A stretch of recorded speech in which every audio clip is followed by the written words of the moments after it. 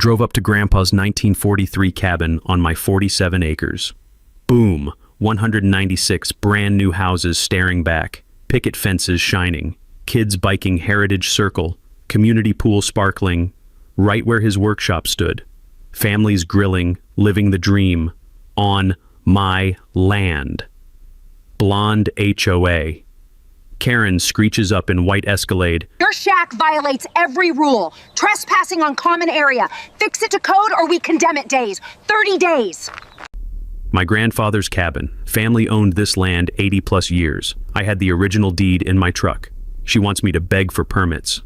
Most people? Wave that deed, lawyer up day one. Me? Smiled, kept that deed hidden, and went silent. Let her collect millions in fees. Fire violations nonstop. Act like she owned everything until the day she dragged me to court. Then I revealed Grandpa's 1943 deed. What would you do? Comment, show deed immediately or wait for court. Her face when the judge saw those papers, nuclear meltdown. Stay tuned. It's wild. My name's Ezra Whitfield. Third generation carpenter. Second generation stubborn. First generation dealing with HOA insanity that would make my grandfather roll over in his grave.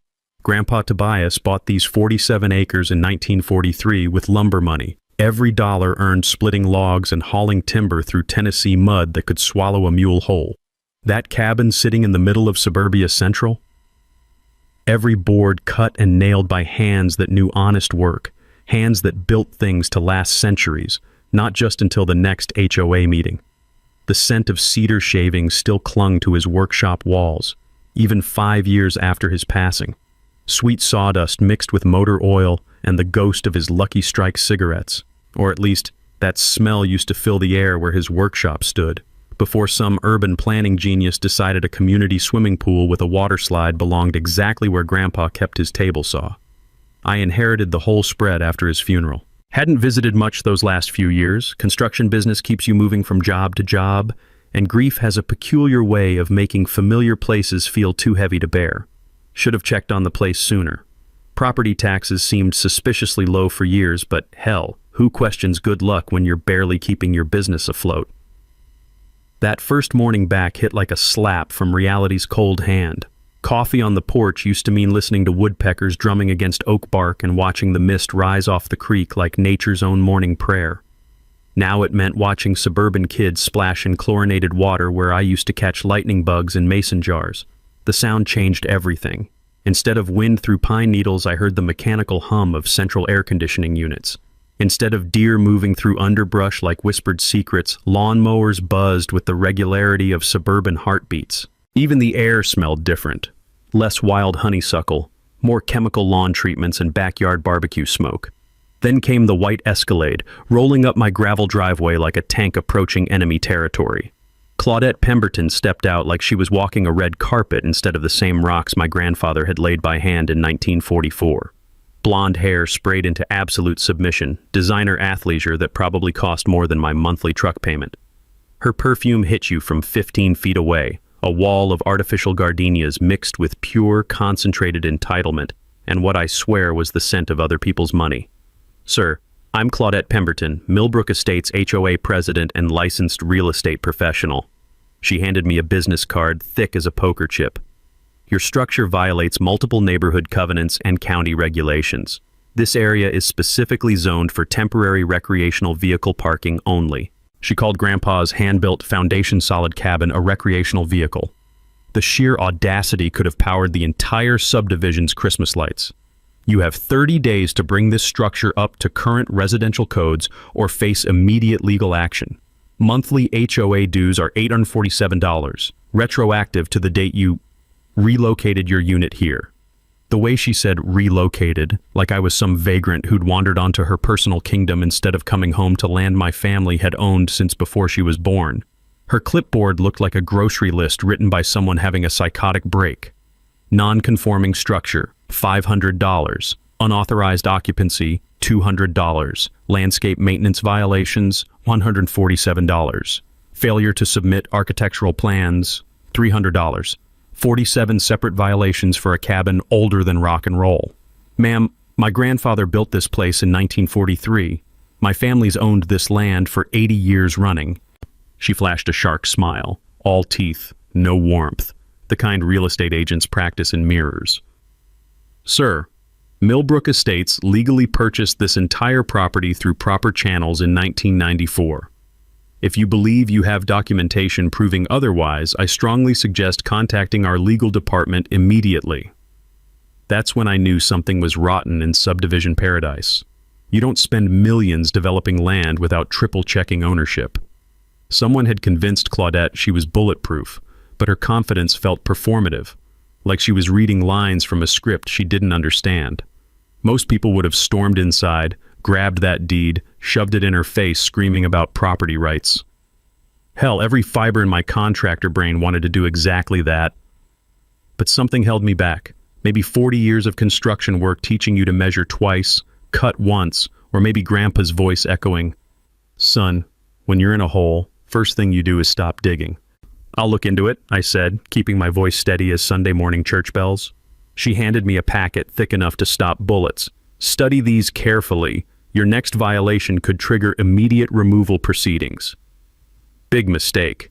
Telling Claudette I'd look into it was like waving a red flag at a bull wearing designer athleisure and driving a vehicle worth more than most people's annual salary. Within days, I drove to Millbrook County Courthouse, a limestone monument to bureaucracy that smelled like industrial floor wax mixed with decades of legal arguments and broken dreams. The basement records department felt like a tomb, fluorescent lights humming their mechanical death song over filing cabinets that probably hadn't seen updates since Carter fumbled around the White House. The clerk looked like she'd been filing documents since Lincoln freed the slaves, gray hair pulled tight enough to give her a permanent facelift. "What's the parcel number, honey?" Back in construction school, they drilled property law into our heads. Every transaction creates a chain of title, chronological paper trails showing ownership transfers. I'd use this knowledge checking liens before renovation jobs because contractors who skip due diligence end up broke and bitter. If there's no recorded deed, the sale never legally happened. Simple as that. What I found in that musty folder made my hands shake worse than my first day operating a jackhammer on frozen concrete. No sale recorded after 1943. According to official county documents, Tobias Whitfield still owned every square inch of those 47 acres. But buried in the paperwork like a snake in tall grass was something that made my blood pressure spike. A corrective deed filed March 15, 1994, claiming the original survey was incorrectly recorded due to clerical errors. And that corrective deed bore my grandfather's signature, transferring 23 acres to Millbrook Development LLC for $1 and other valuable considerations. Here's the problem that hit me like a sledgehammer to the gut. I remembered March 1994 with crystal clarity. Grandpa had spent that entire month in Millbrook General Hospital with pneumonia that nearly killed him. I'd visited every day after work, watching him struggle to breathe through oxygen tubes, barely strong enough to hold a water glass without shaking. He couldn't have signed his own name on a birthday card, let alone a legal document transferring half his life's work to strangers. Someone had forged his signature while he lay dying, and they'd been profiting from that crime for 3 decades. Most people would have lost their minds right there in that basement, called the sheriff, demanded immediate arrests, screamed about fraud and theft, until the courthouse windows rattled and the dead rose from their graves. But 30 years of dealing with insurance companies after construction accidents had taught me something valuable. Rushing into accusations without ironclad proof usually backfires more spectacularly than a gas leak near a cigarette lighter. I spent $6 photocopying everything, organizing it chronologically, like evidence for the world's slowest burning lawsuit. My hands trembled slightly as the scope became clear. This wasn't just property theft. This was systematic fraud involving forged documents, fake corporations, and decades of illegal profit. But here's where I made the decision that probably saved my sanity and my bank account. I was going to let Claudette keep digging her own grave, one shovelful of arrogance at a time. Meanwhile, back in subdivision paradise, Claudette had declared total war on my existence. Code enforcement started showing up like clockwork, always with her riding shotgun in their county truck like she was supervising a military operation against enemy insurgents. The citations read like comedy written by someone having a nervous breakdown. Unpermitted electrical work for replacing a burned-out porch light, unauthorized water access for using the hand-dug well from 1944, failure to maintain septic system records for a system installed before septic permits existed in Tennessee, and my personal favorite, improper structural modifications for fixing a loose board on my front steps. Each citation carried fines ranging from $200 to $500.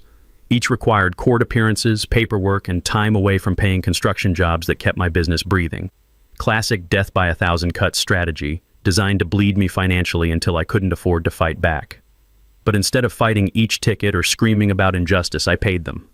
Documented every payment, every interaction, every time Claudette smirked while county officials wrote violations for problems that existed only in her twisted version of reality. Because patience isn't just a virtue in construction, it's a weapon that gets sharper and more dangerous the longer you wait to use it. Paying those fines was like feeding a stray cat. It only made Claudette hungrier for more and twice as mean. Within a week, she'd escalated from petty harassment to full-scale financial warfare that would have made a loan shark blush. A certified letter arrived thick as a phone book, demanding $2,400 in retroactive HOA dues, plus $1,800 in administrative processing fees for my delayed compliance with community standards. The math was more creative than Hollywood accounting. According to her calculations, I owed monthly fees since moving into my own cabin, plus penalties for every day I'd failed to submit architectural plans for a building that predated the Korean War. But the real gut punch came buried in legal-sounding gibberish. Failure to remit payment within 30 days will result in foreclosure proceedings and immediate eviction of unauthorized occupants. She was threatening to foreclose on property she didn't own, using an HOA with zero legal authority over my land. The audacity could have lit up Las Vegas for a month. Most people would have dialed every lawyer in the yellow pages. But watching insurance scammers had taught me something. People who overreach usually hang themselves if you hand them extra rope. And Claudette was practically demanding rope by the truckload. So I did something that looked completely insane. Opened a separate bank account and started paying every bogus fine, every manufactured fee, every penny she demanded. Not because I owed it, but because each payment created evidence of systematic fraud that would look beautiful in federal court. Back home, things got stranger than a three-headed chicken. HOA maintenance crews materialized at all hours, men who moved like ex-cons, measuring distances and photographing my cabin like they were planning a heist. The sweet morning smell of honeysuckle got replaced by diesel fumes as trucks idled outside my property, drivers chain-smoking and staring like vultures waiting for roadkill. Then came the utility accidents. Internet cut during routine maintenance that somehow only affected my connection. Water pressure dropped to a dribble when they cleaned main lines, but mysteriously restored itself after I called the company. Even my mail got suspended due to driveway accessibility concerns. Apparently my gravel road that had handled mail delivery since 1943 suddenly became too dangerous for postal workers. The harassment campaign hit its peak on a Tuesday that started normal and went sideways faster than a greased pig at a county fair. I was replacing rotted deck boards when Claudette's Escalade rolled up, followed by 3 dark sedans that screamed government contract. Serious-looking people in dark suits emerged carrying clipboards and equipment, spreading across my property like a SWAT team executing a drug raid. The lead surveyor looked like he survived on cigarettes and black coffee, all sharp angles and nervous energy. He started driving stakes into my yard while his team stretched measuring tapes between oak trees that had been standing since before Tennessee joined the Union. "Mr. Whitfield," Claudette called out, voice dripping false sympathy thick as molasses. "We're conducting comprehensive property assessment for community acquisition purposes." Community acquisition. Fancy words for legal theft using eminent domain. "Ma'am, this is private property. You're trespassing," I said, keeping my voice steady despite wanting to grab that surveyor's equipment and launch it toward Kentucky. Claudette's smile could have frozen hellfire. "Actually, we have county authorization. Court order signed yesterday." She handed me papers that looked official enough to fool most people. Embossed seals, fancy letterhead, the whole 9 yards. I read every word twice, my anger building like steam in a pressure cooker. The document claimed my cabin sat partially on disputed common area requiring resolution through community purchase at assessed fair market value. It authorized survey work to determine appropriate compensation for voluntary or involuntary acquisition. Translation: steal my land legally using forged papers and corrupt officials. But here's what made my contractor instincts tingle like spider sense. The paper felt wrong, too new, too clean. Real court documents get handled by dozens of people, accumulate coffee stains and fingerprints. This looked fresh from someone's laser printer, still warm from the toner cartridge. Most homeowners would have lost their minds, called lawyers, maybe physically confronted the trespassers violating sacred family ground. But 40 years dealing with crooked contractors taught me the golden rule. Let them finish their crooked work, then use their own documentation to bury them 6 feet under legal consequences. So I grabbed my camera and started documenting everything. Every stake, every measurement, every conversation between Claudette and her team of professional land thieves. Because those court papers were faker than a $3 bill, and I was collecting evidence to prove it. Sometimes the best trap is the one your enemy builds themselves, thinking they're untouchable while digging their own grave one lie at a time. That fake court order was Claudette's biggest mistake yet, but she didn't know it. Instead of backing off after her survey theater, she doubled down harder than a drunk gambler betting the farm on a busted flush. 2 days later, my mailbox got accidentally destroyed during emergency pothole repair. Funny thing, those potholes appeared overnight, perfectly positioned to require heavy machinery driving straight through my mailbox post like it owed them money.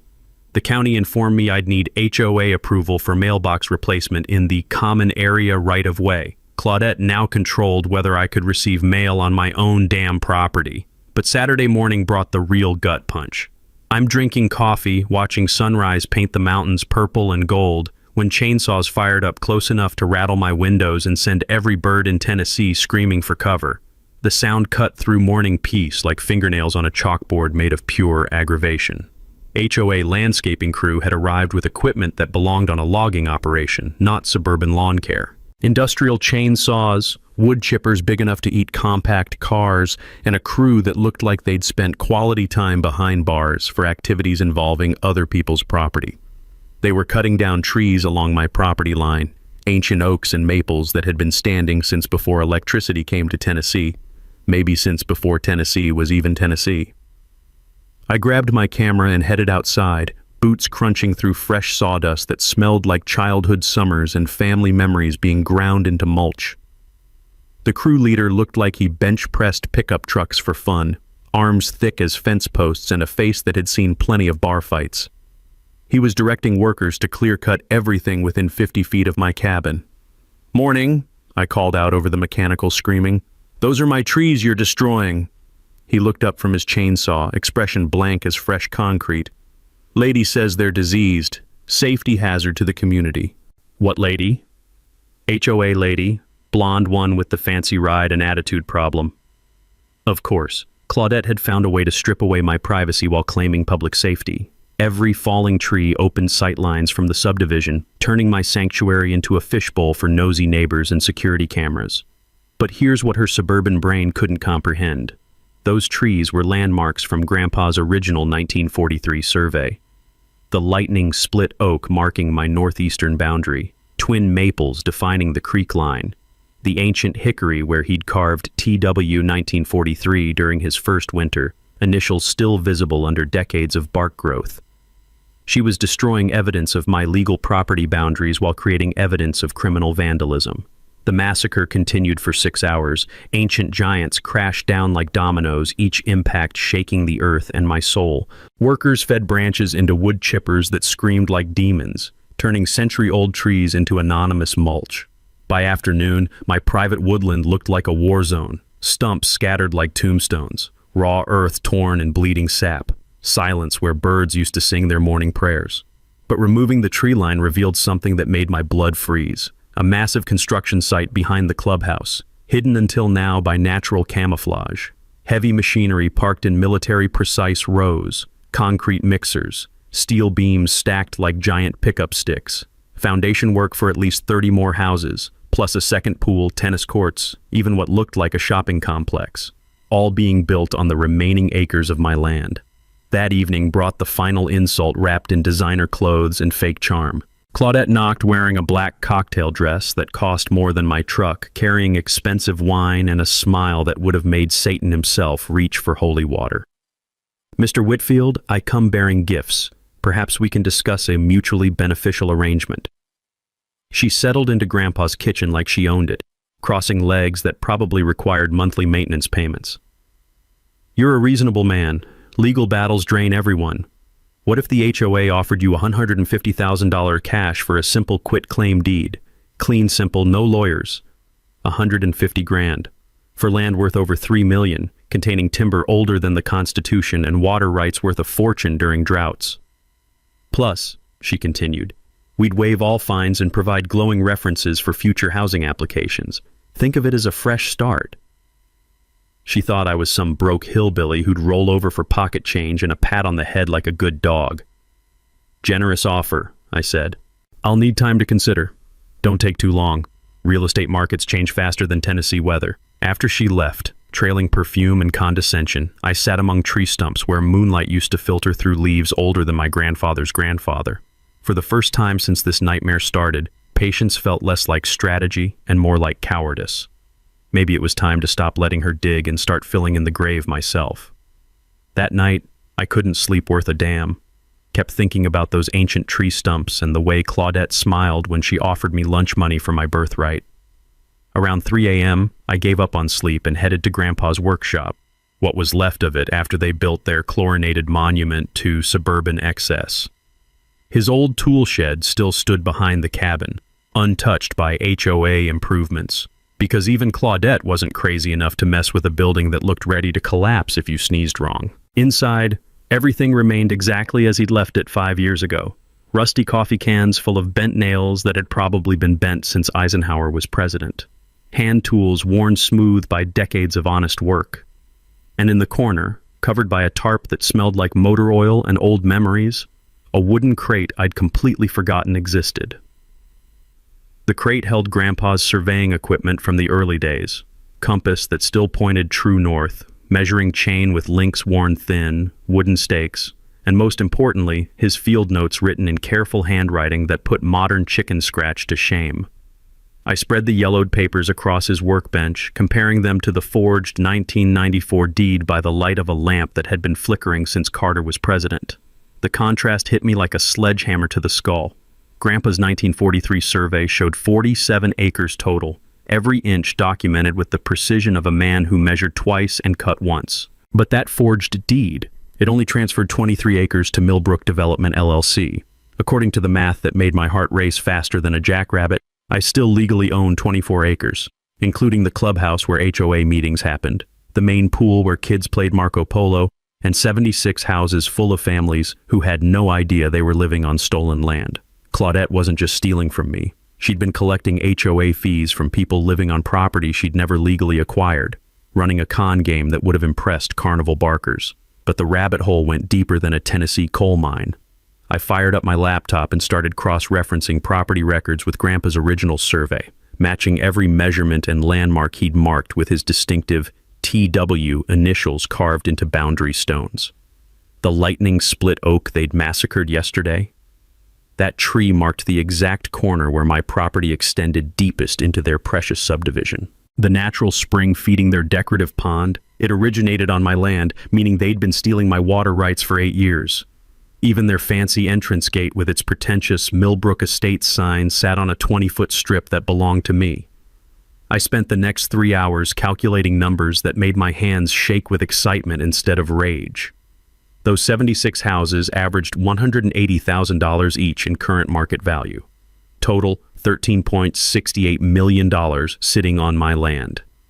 8 years of HOA fees at $847 monthly meant $6.5 million collected illegally from residents who thought they were paying legitimate community dues. But here's the kicker that made me grin like a possum eating a sweet potato. She had no clue I knew any of this. Every bogus payment I'd made to her fake HOA fees, every manufactured fine I'd paid without argument, every time I'd smiled politely while she escalated her harassment campaign. She thought I was a broke hillbilly who could be bought, bullied, or buried under legal paperwork. She had no idea I'd been building a federal case against her, one documented felony at a time. The original survey revealed one more detail that made me want to dance on Grandpa's workbench. He'd been smart enough to register easements for creek access and mineral rights across all 47 acres. Even if someone legitimately owned parts of the subdivision, I controlled water access and anything valuable buried underground. Oil, gas, coal, or just plain old gravel for construction projects. But the discovery that made my night came in his personal notes, penciled on the back of a survey map. County clerk pressured me about selling Creek Parcel March 1994, told him hell no. This land stays Whitfield until Judgment Day or Jesus comes back, whichever happens first. T.W. He'd known someone was trying to steal his property, had refused to sell even when pressured by county officials. The forgery wasn't opportunistic, it was premeditated conspiracy involving people in positions of trust. I photographed everything, uploaded files to secure cloud storage, and made backup copies that would survive nuclear war. Then I called Harold Jameson, the retired county surveyor who'd worked alongside Grandpa during the honest days of local government. Harold, it's Ezra Whitfield. I need your professional opinion on some property documents that smell fishier than low tide. Tobias Whitfield's grandson? Hell yes, I'll help. Your granddaddy was the most honest man I ever ran survey lines with. What's the trouble? Someone forged his signature to steal half his property 30 years ago. I need you to verify original boundaries and make it stick in court. Son, if somebody stole from Tobias, we're going to nail them to the courthouse door. When do you want me out there? How about tomorrow morning? And Harold, bring your GPS equipment. We're about to prove fraud that'll make the evening news. For the first time since discovering those houses on my land, I felt like the hunter instead of the prey. Claudette thought she was untouchable, protected by forged documents and corrupt connections. Time to show her what happened when you stole from the wrong family. Harold showed up the next morning driving a pickup truck that looked older than Moses but carrying GPS equipment worth more than my cabin and everything in it. Retired surveyors don't mess around when it comes to proving boundaries, especially when somebody's been playing hopscotch with property lines for 3 decades. Ezra, I've been thinking about this all night, he said, unloading gear that belonged on a NASA mission. Your granddaddy and I set those original markers with concrete and rebar sunk 4 feet deep. If they're still there, we can prove fraud so clear even a cross-eyed judge wearing sunglasses could see it from space. When the morning air smelled like fresh coffee and impending justice as we walked my property with equipment that could measure distances down to the width of a human hair. Modern GPS technology confirmed what Grandpa had surveyed by hand in 1943. Every measurement accurate within 3 inches, which was more impressive than a one-legged cat in a sandbox considering he'd used tools that looked primitive compared to Harold's electronic wizardry. But the moment that made my heart pound like a bass drum came when Harold's metal detector started screaming like a smoke alarm near the clubhouse foundation. 6 feet from that swimming pool where kids splashed in chlorinated ignorance, buried under 8 years of decorative landscaping and suburban pride, we found it. A concrete survey monument with TW 1943 carved deep as canyon walls, marking the exact center of my property like Grandpa's signature written in stone. The clubhouse had been built directly over my land, with that fancy swimming pool sitting on what used to be his prize-winning vegetable garden. Son, Harold said, wiping sweat that smelled like honest work, this is the smoking gun that'll blow their whole operation into next Tuesday. That monument proves legal ownership going back to when your granddaddy was young and pretty. No judge in Tennessee would ignore evidence this solid. While Harold documented GPS coordinates that would survive nuclear war, I started building my counterattack strategy. Not just proving ownership, proving Claudette had been running a criminal enterprise that would make organized crime families jealous. The legal approach required surgical precision, mixed with the patience of a spider waiting for flies. I'd learned that filing a quiet title action would force everyone claiming ownership to prove their legal right in court, like making every poker player show their cards at gunpoint. Representing myself meant saving $50,000 in attorney fees while controlling every move in a chess game where Claudette didn't even know she was playing. Small-town courthouses have free legal research computers, and knowledge becomes pure power when you can't afford lawyers but have unlimited time for homework. I spent 3 days studying Tennessee property law until I could recite statutes backwards while juggling flaming torches. The timing had to be perfect as a Swiss watch. I scheduled the lawsuit filing for 24 hours before the annual HOA meeting, ensuring it would become public record just as residents gathered to discuss community business. Nothing spreads faster in a subdivision than rumors about property ownership problems, except maybe gossip about who's been playing around with association finances. Harold agreed to bring his GPS equipment to the meeting for a live demonstration that would turn that clubhouse into a courtroom with evidence so overwhelming that even Claudette's biggest supporters would have to face reality like a cold shower on Christmas morning. But the visual demonstration needed impact that would hit people between the eyes. We planned to locate and expose original boundary stones Grandpa had set in concrete deep enough to survive ice ages. Modern metal detectors could find them even after decades of landscaping designed to hide inconvenient truths. People believe what they can see and touch, Harold explained while calibrating equipment that beeped and whirred like R2-D2's cousin. Show them an 80-year-old survey marker with your grandfather's initials carved by his own hands, and they'll understand this ain't about legal technicalities. It's about right and wrong, period. Meanwhile, I started recruiting allies who'd shown backbone during Claudette's reign of suburban terror. Betty Calvin, the retired accountant whose questions about HOA finances made Claudette sweat like a sinner in church. Marcus Rodriguez, the contractor whose sharp eyes had spotted construction shortcuts that would make building inspectors faint. Jennifer Walsh, the mother whose environmental concerns about water quality showed she actually gave a damn about community welfare. These weren't enemies. They were neighbors who deserved to know they'd been living in a subdivision built on stolen land and managed by someone collecting fees for property she owned like I owned the Brooklyn Bridge. Betty brought financial records showing $89,000 in unexplained legal expenses with no documentation of actual legal services. Marcus had photos proving the original construction violated building codes that should have triggered red flags for anyone paying attention. Jennifer had water test results showing contamination that suggested corner cutting during initial development. Each ally brought pieces of a puzzle that revealed systematic corruption going back years. The financial calculations made my head spin like a carnival ride. 8 years of illegal fee collection, property destruction from unnecessary tree cutting, lost rental income from land occupied without permission. Conservative estimate hit $8.2 million in damages before punitive awards that juries love slapping on criminals who think they're smarter than everyone else. But money wasn't the real goal. I wanted justice for Grandpa, whose honest handshake deals had meant more than all of Claudette's fancy contracts combined. I wanted those families to understand they'd been victims, not participants.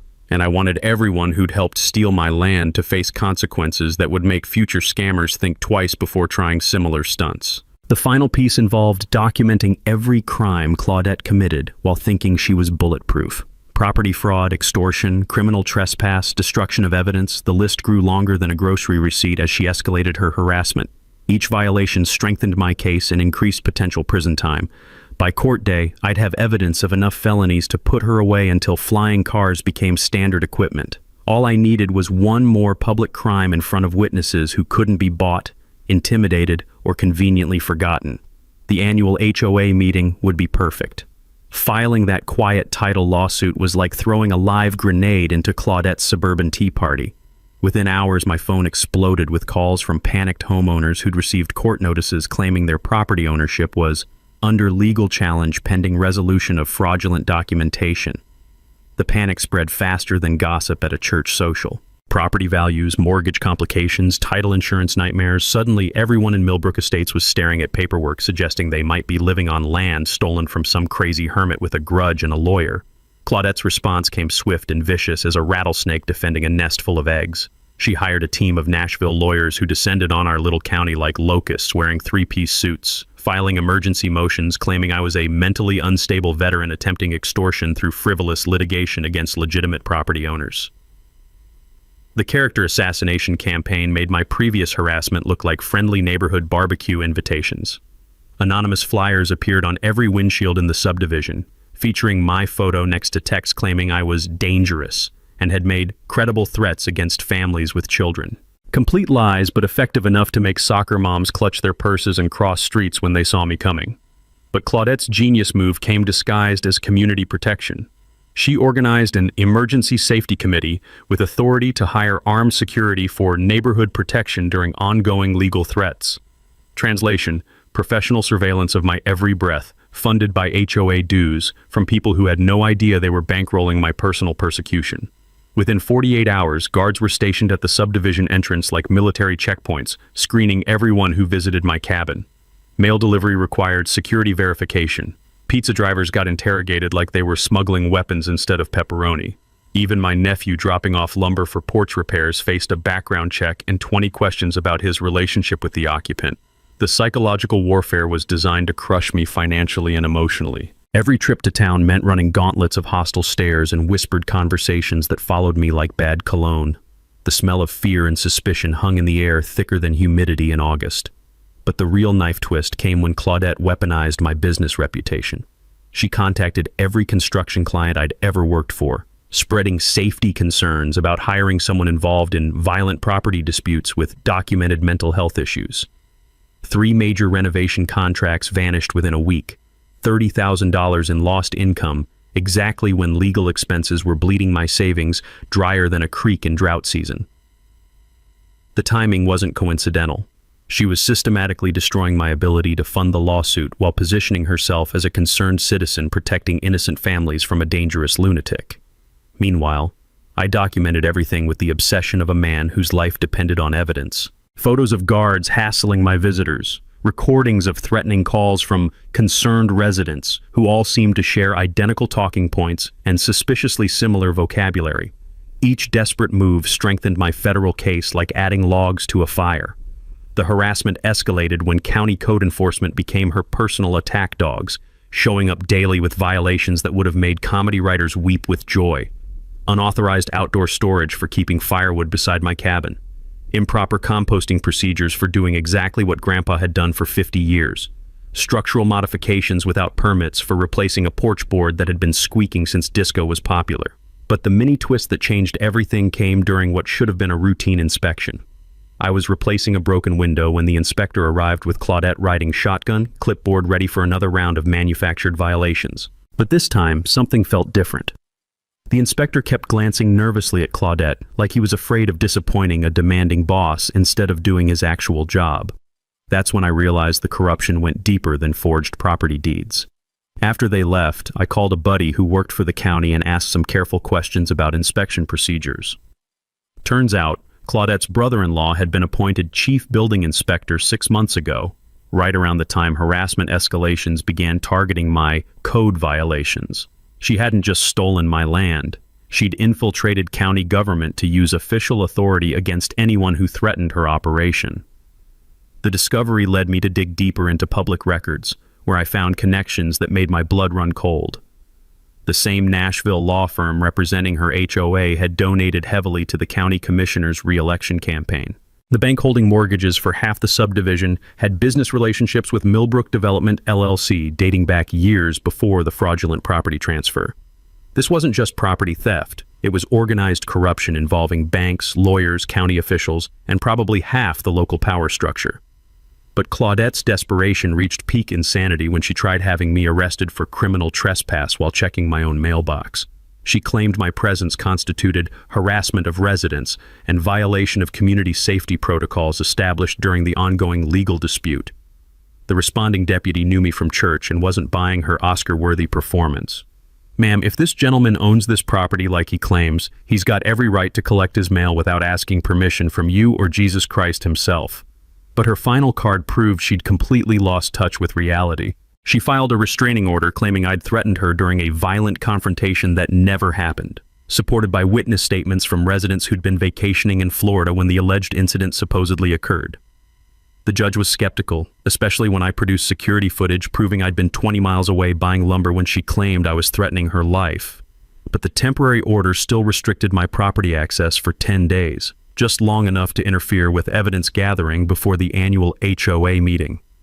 That's when I realized Claudette wasn't just evil or greedy. She was terrified. People don't risk perjury and witness tampering unless they're facing consequences that scare them worse than prison time.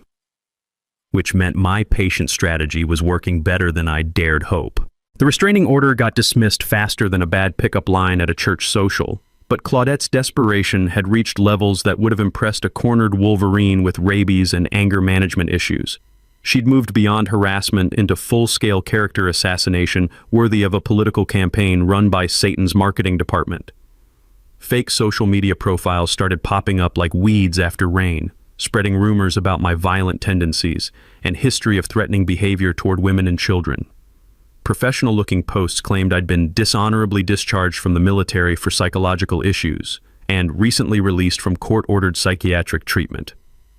Complete fabrication, but effective enough that my nephew's teacher called asking if he was safe visiting his unstable uncle. The poison spread through social networks faster than gossip at a small-town beauty shop, reaching people who'd never heard of Millbrook Estates but now believed I was dangerous. But Claudette's nuclear option came disguised as community journalism. She contacted Channel 7 News with a story about a dangerous squatter terrorizing a peaceful suburban neighborhood, complete with carefully edited security footage showing me trespassing on private property and threatening innocent families. The footage was real but misleadingly edited. Me walking to my mailbox became stalking residents. Me photographing property violations became conducting surveillance on children. Even me waving to neighbors got twisted into making threatening gestures toward frightened homeowners. The news segment aired during prime time with the headline, "Suburban Nightmare When Neighbors Turn Dangerous." My face plastered across television screens throughout Tennessee, painted as an unhinged veteran who couldn't accept reality about property ownership. The reporter never contacted me for comment, never verified basic facts like who actually owned the land, never questioned why someone would spend 8 years building an elaborate delusion about property they supposedly didn't own. Journalism at its finest. The media hit piece triggered an avalanche of online harassment that made previous attacks look like gentle teasing. Death threats in my voicemail, vandalism of my truck parked in town, neighbors I'd known for years suddenly treating me like a convicted child molester at a playground. But the cruelest blow came when Claudette targeted the one thing that meant more to me than winning, my construction business. She created a fake website called Tennessee Contractor Watch, featuring my photo, business license number, and fabricated reviews claiming I'd stolen from clients, performed dangerous electrical work, and made inappropriate comments to female customers. The site looked professional enough to fool casual browsers, complete with fake Better Business Bureau complaints and forged court documents. Within days, my phone stopped ringing. 20 years of building a reputation for honest work got destroyed by lies that spread faster than truth could catch up. But Claudette made one critical mistake in her scorched earth campaign. She underestimated how much documentation I'd been collecting. Every fake social media post originated from IP addresses I could trace. Every forged review contained details only someone with access to my business records could know. Every anonymous threat used language patterns and spelling errors identical to HOA newsletters Claudette had written. She'd left digital fingerprints all over her campaign to destroy me, creating evidence of criminal harassment, defamation, and conspiracy that would look beautiful in federal court. More importantly, her escalating desperation was turning some residents against her. Betty Calvin started questioning why the HOA was spending so much money attacking one man instead of maintaining community property. Marcus Rodriguez noticed that Claudette's security guards were trespassing on his property too, photographing his garage workshop without permission. Even Jennifer Walsh, despite her concerns about dangerous neighbors, began asking uncomfortable questions about where HOA funds were actually going during this extended legal battle. The cracks in Claudette's support system were widening like fault lines before an earthquake. But her final desperate gambit nearly broke my resolve. She hired a private investigator to dig up dirt from my past, searching for anything that could justify her claims about dangerous behavior. When legitimate investigation found nothing useful, she commissioned fabricated evidence. Fake police reports claiming I'd been arrested for domestic violence. Forged medical records suggesting psychiatric treatment for violent tendencies. Even doctored military service records indicating dishonorable discharge for assaulting superior officers. The documents looked authentic enough to fool casual inspection, complete with official letterheads and realistic case numbers. Only detailed forensic analysis would reveal they were sophisticated forgeries created by someone with serious criminal connections. But fabricating government documents is federal crime territory, punishable by decades in prison. Claudette had crossed lines that would interest agencies with 3-letter acronyms and unlimited budgets for prosecuting document fraud. The night before the annual HOA meeting, I sat on Grandpa's porch, staring at the stumps where ancient trees used to filter moonlight, thinking about everything Claudette had done to destroy my life for the crime of existing on my own land. She'd stolen my property, harassed my family, destroyed my business, and tried to turn an entire community against me, using lies sophisticated enough to impress professional con artists. She'd committed enough felonies to earn life sentences in states with aggressive prosecution policies. But tomorrow, in front of 150 neighbors who'd been living on stolen land while funding her criminal enterprise with their HOA dues, I was going to end this war using the one weapon she couldn't forge, fabricate, or steal: the truth, backed by 80 years of honest documentation and modern technology that would prove every lie she'd built her kingdom on. Some battles are won with lawyers and lawsuits. Others require patience, preparation, and the perfect moment to reveal that your enemy has been digging their own grave while thinking they were building monuments to their cleverness. Tomorrow would be Monument Day. The Millbrook Estates annual HOA meeting was scheduled for 7 p.m. in the clubhouse that sat on my grandfather's stolen land. By 6:30, cars lined Heritage Circle like mourners at a funeral, which was fitting considering we were about to bury Claudette's criminal empire.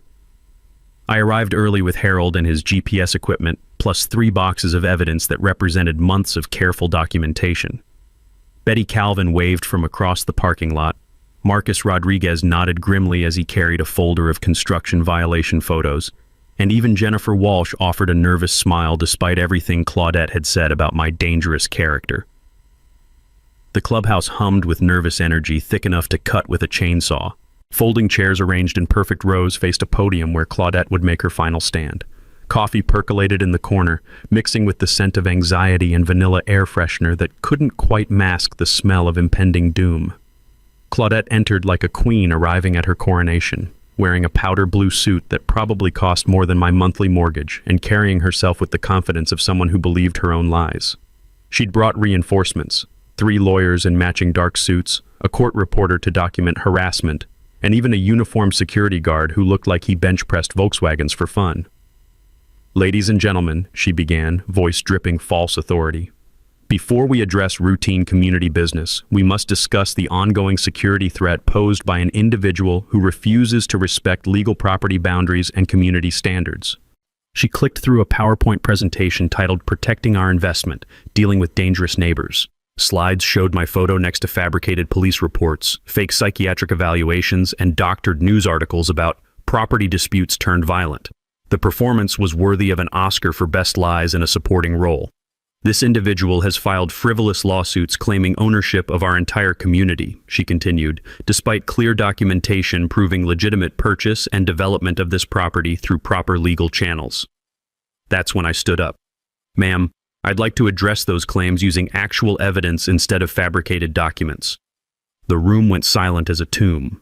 Claudette's face shifted from confident to cautious faster than summer weather in Tennessee. "Sir, you're not a member in good standing of this HOA. I must ask you to leave immediately or face arrest for trespassing." "Actually," Harold said, rising with the authority of someone who'd been surveying property since before most residents were born, "this young man owns the land this building sits on. I can prove it." Harold fired up his GPS equipment while I opened the first box of evidence: the original 1943 survey, Grandpa's field notes, and the forged 1994 deed that had started this whole criminal enterprise. "Ladies and gentlemen, my name is Harold Jameson. I'm a licensed professional surveyor who worked alongside Tobias Whitfield when he first mapped this property. These GPS coordinates prove this clubhouse was built on land that never legally changed ownership." Murmurs rippled through the crowd like wind through wheat. Betty Calvin pulled out her calculator, already doing math that would terrify any HOA treasurer with half a brain. But Claudette wasn't finished fighting. "Those documents are forgeries created by a mentally unstable man seeking to extort our community. I have court orders authorizing—" "You have fake court orders created on your home computer," I interrupted, pulling out the second box. "Just like these fake police reports claiming I was arrested for domestic violence. And these fabricated medical records suggesting psychiatric treatment." I held up documents side by side, her forgeries next to official letterheads from the same agencies. Even a casual glance revealed differences in fonts, seal impressions, and paper quality that screamed homemade fraud. The crowd was getting restless now, residents whispering among themselves as the scope of deception became clear. Marcus Rodriguez stood up with his folder of construction photos. While we're talking about fake documents, can someone explain why the original building permits for this development show different property boundaries than what's recorded at the courthouse? Jennifer Walsh joined the uprising with water test results proving contamination from illegal construction practices. And why is our community water showing chemical levels that suggest corner cutting during original development? But the moment that broke Claudette's kingdom came when Harold activated his metal detector near the decorative fountain. The machine screamed like a banshee as it located the concrete survey monument buried under 8 years of landscaping designed to hide inconvenient truths. Harold grabbed a shovel and started digging while 150 residents watched in fascination. 6 inches down, the metal detector found it, a concrete marker with TW 1943 carved deep as canyon walls, proving beyond any doubt that this clubhouse sat on Whitfield land. The crowd gasped, like they'd witnessed a resurrection. Some pulled out phones to photograph evidence that would destroy Claudette's lies forever. Others started calculating how much money they'd paid in HOA fees for property that had been stolen from the man sitting among them. That's when Sheriff Deputy Williams arrived, responding to reports of public disturbance that Claudette had called in as a last-ditch effort to stop the truth from spreading. "Ma'am, what seems to be the problem here?" he asked, surveying a scene that looked more like an archaeological dig than a community meeting. Claudette pointed at me with shaking fingers. "That man is trespassing on private property and making terrorist threats against innocent families."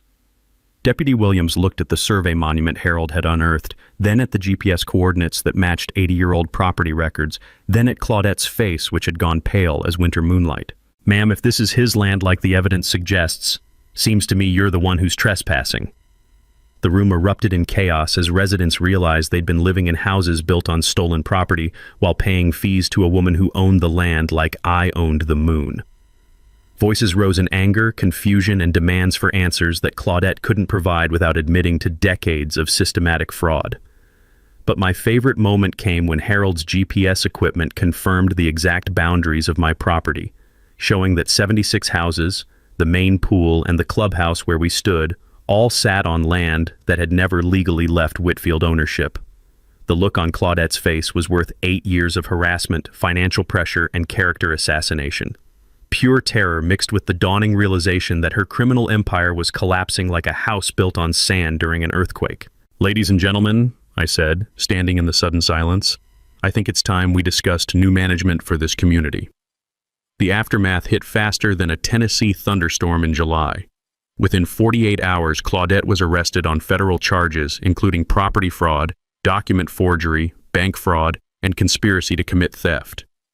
The FBI's white-collar crime unit seized her computers, bank records, and that white Escalade she'd used like a weapon of suburban intimidation. Turns out my situation wasn't unique. Agents discovered she'd been running similar scams across 3 counties, using forged documents to steal portions of family properties and develop them without legal ownership. My case just happened to be the largest and most thoroughly documented. The legal resolution came surprisingly fast once federal prosecutors got involved. Rather than face decades in prison, Claudette's lawyers negotiated a plea deal that returned all stolen property and required full financial restitution to affected families. But I wasn't interested in destroying innocent homeowners who'd bought houses in good faith. These were my neighbors, people who'd been victims of the same fraud that targeted my family. Instead of evicting families from homes they'd purchased legitimately, I worked with county officials to create a solution that protected everyone except the criminals who'd orchestrated the theft.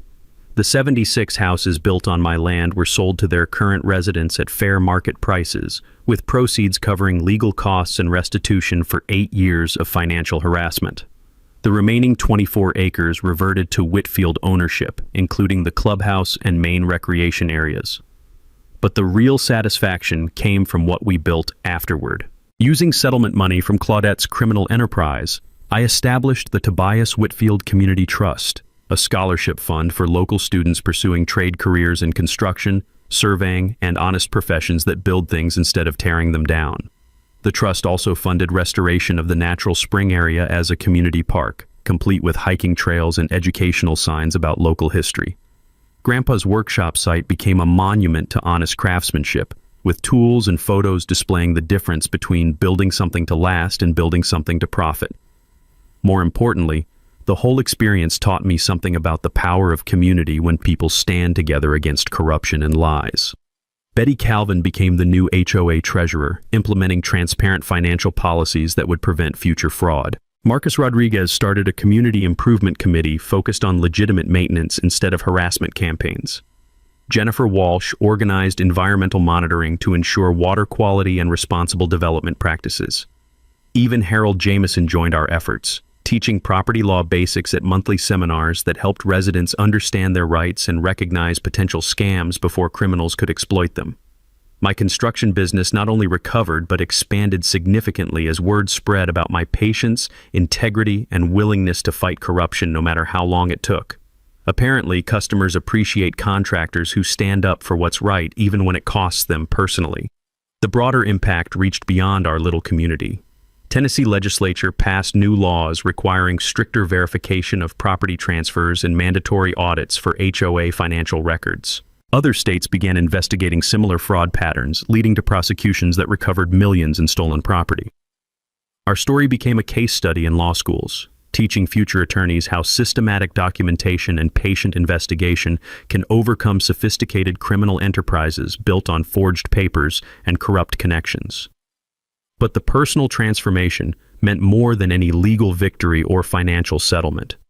From the isolated hermit avoiding conflict, I'd become someone who understood the importance of standing up for truth, even when it seems impossible to win. Grandpa's cabin transformed from a retreat into a gathering place where neighbors discussed real problems and worked toward honest solutions.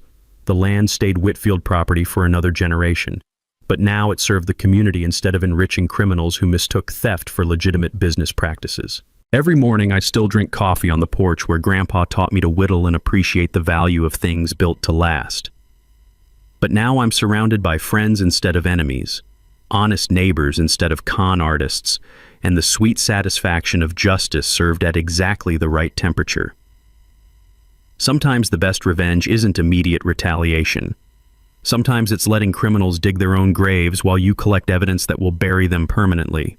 Justice might take longer than anger, but it tastes better and lasts forever. You know, it's a situation with that Fortis and the $847 monthly fee.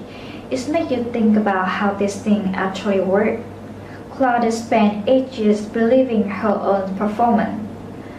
The fancy legal language, the emergency meetings, on the violation notice. She was so convinced that volume and authority were the same thing. But when Harold brought out that metal detector at the HOA meetings and found that concrete marker with TW9043 carved into it, that's when everything she's built just collapsed. The thing is, most people would explore on day one. Lawyers, matrix, turn it into exactly the kind of emotional mess that HOA board know how to handle. But instead, he just wait, document everything, let her keep adding to pile up evidence against herself. Sometimes I wonder how many other situations like this are happening right now. People getting steamrolled by board that mistakes paperwork for actual authority. Have you dealt with something similar in your neighborhood?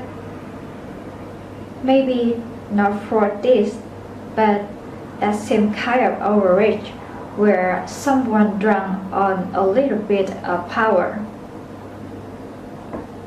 If this story hit home for you, or if you know someone dealing with HOA problems, share it around.